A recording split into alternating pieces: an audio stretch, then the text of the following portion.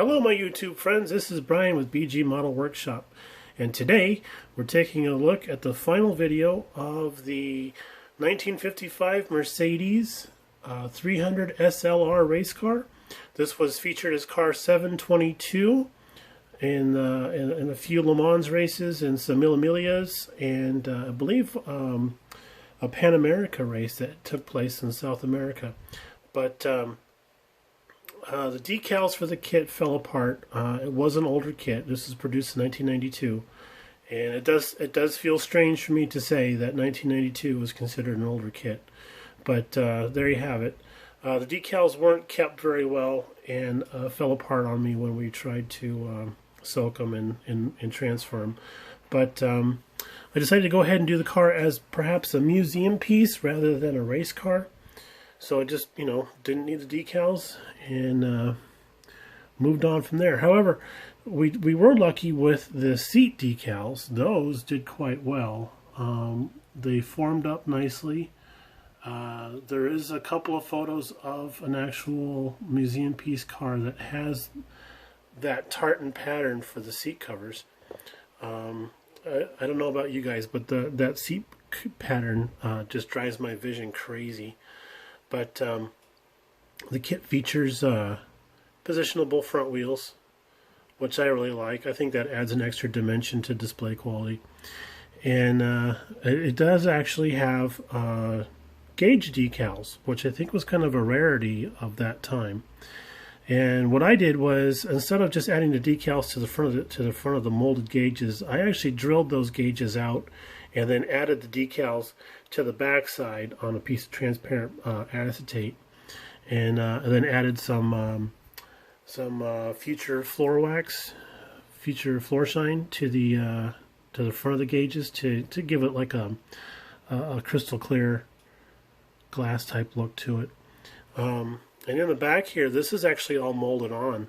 This is all molded in and makes for sanding the area a little tricky, but we got it figured out. And these pods here, these are actually secondary pods, so you could they give you the option of adding just one behind the driver's head, or not, or deleting them completely. But I thought it would look cool with the pods on there, so I went ahead and did that. And I'm kind of second guessing that now. I mean, they do look cool, but the plastic is so thick down in this area here, all along in here, it's kind of a dead giveaway that these are stuck on there rather than part of the car. The rear tail lights, which are very, very low, you can tell this is definitely not DOT standard right here.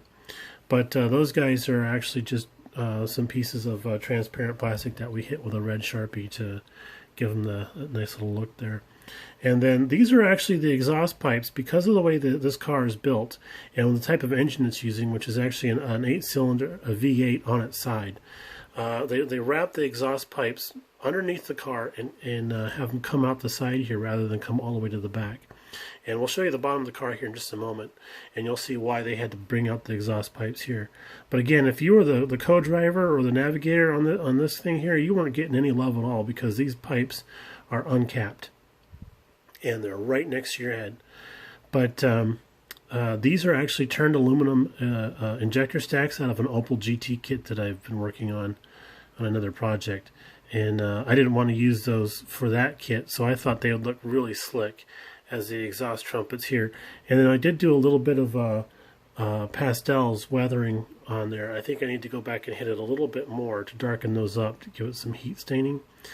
And I did try to bring the pastel out on here, but it's just not sticking to the gloss coat that I had on there. Other than that, it's still looking really cool. Up here in the front, this big giant black fingernail here, that's actually supposed to be the intake grill for the intake plenum. And we'll pop the hood out of the way here, like so you can get a look down there. Let's go this way with this. There we go. So that's a V8 engine that's laid over on its side. The large gold lump here is actually the intake. The butterflies are supposed to be up inside of there.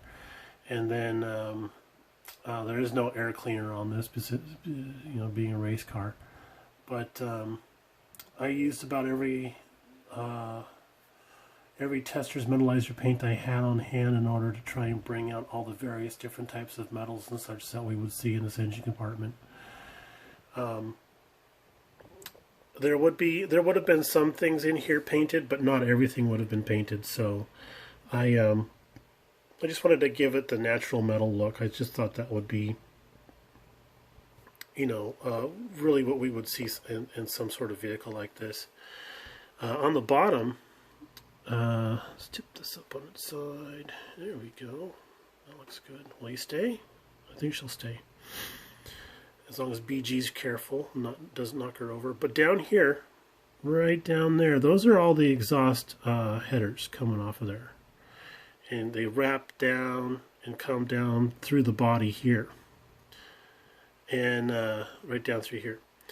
And as you can see, because of the space frame style, I mean, here's a drive shaft tucked up here, which actually runs between the legs of the driver. But because of how the engine's mounted and everything, the exhaust had to come out the side. They couldn't run it down the bottom of the car because there just wasn't enough clearance. Because back in here is actually a differential and transmission. The transmission's actually back here. This is just a flywheel here, sending power back to the transmission. And then there's a real small differential tucked in between these two inboard drum brakes. And all of this here is gas tank. This is like a 70-gallon gas tank. So these things were thirsty buggers. But for all of its beef and strength and everything, I think that they were still only running about 165 horsepower for that V8 engine that they had in there. And up here again, you can see the inboard disc brakes that they put in there. But one thing that I had learned the hard way about this model kit was the frame is pancake flat, but it does need to curve up in the back and in the front here. And I didn't realize that. And it was pancake flat when it came out of the box. And I just went ahead and built on it, because you built it from the ground up, literally.